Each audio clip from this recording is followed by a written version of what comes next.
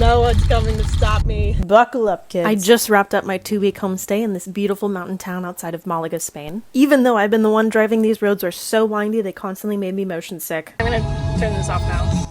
As I've been driving through Spain, so much of the terrain reminds me of living in Colorado. Speaking of growing up in Colorado, if you know, you know. I have another house sit arranged in Alicante, but I have exactly 24 hours to kill until then, and I knew that this was my opportunity to go to a long-awaited bucket list place, Granada. When tourists come to visit Spain, they think Madrid and Barcelona, but if I were planning a trip for my dearest friend in Spain, I would prioritize those cities last. There's so much to Spain that is incredible, and I'm so grateful I rented a car so I could see the most of it. The goal for this particular month was to spend less than $500 on accommodations, hence I booked a hostel. I paid around $48 for one night. This was an exceptional hostel. It was quiet, a great mattress, safe, great internet so I could quickly get some work done, and then they offered a free dinner, which is not common at all for hostels. The staff was super nice and made a delicious meal, plus it brought so many of the guests down together. Over dinner, I chatted with this really nice couple who invited me to join them on a night hike. We immediately hit it off. Both their stories were so cool, and they had just got done hiking the Camino, so I couldn't believe they were voluntarily opting to hike more. But anyways, loved the city. It was so stunning, and we stayed out until 1 a.m. exploring and laughing. It was really wholesome.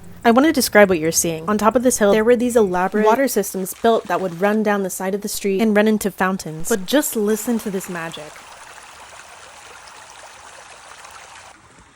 When I die, scatter my ashes here. I have never found a more peaceful place on earth.